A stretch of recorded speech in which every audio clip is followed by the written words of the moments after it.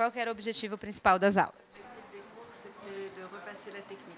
Ah oui, bah, de montrer une technique de cuisine, hein, De explicar as técnicas de cozinha et também de faire voir que l'école Cordon Bleu est dans tous les pays du monde. e de mostrar que a escola Cordon Bleu está representada em 25 países.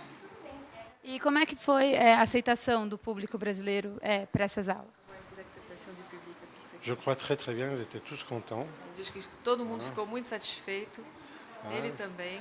C'était l'objectif de voir, bon, pas beaucoup de techniques, mais voir très peu de recettes, mais que les gens assimilent et comprennent la recette. Eram poucas receitas, mas para as pessoas entenderem as técnicas, verem que podem reproduzi-las, especialmente as técnicas. Vocês propõem usar algum ingrediente típico daqui? Enfim, costuma usar algum ingrediente típico daqui nas receitas? Si dans tes recettes tu as utilisé des produits, des ingrédients typiques d'ici. Non. Dessa vez ele não utilizou os produtos daqui porque ele não sabia os produtos, não conhecia os produtos brasileiros. E nessa passagem pelo Brasil, você passou a conhecer? Como é que foi? Avec ton voyage au Brésil, tu as appris à connaître des nouveaux produits.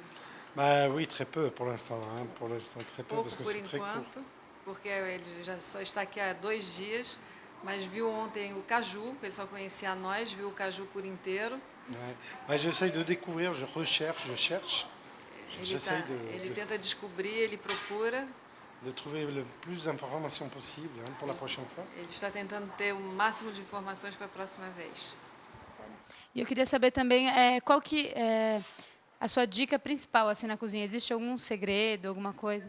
Que tu aimerais, en cuisine, que tu aimerais dire. Bah, le problème, c'est qu'il n'y a plus de secrets. Avant, il y avait beaucoup de secrets. Maintenant, il n'y a plus. Que hoje em C'est dia que não de existem mais l'information. segredos de cozinha, Não. que a informação divulga tudo, então não tem mais segredo de cozinha. Ouais, il faut savoir qu'en cuisine, il faut 15 ans de connaissances pour faire un chef. Para você se tornar chefe são necessários pelo menos 15 anos de estudo e de prática. Mais l'important, c'est quand il y a un problème, de tout de suite d'agir, tout de suite, c'est le plus important. Mas é saber reconhecer o problema e reagir imediatamente quando acontece alguma Et de, coisa. c'est-à-dire, adelanter. Il faut que le E de client soit seguir satisfait. adiante para o cliente ficar satisfeito.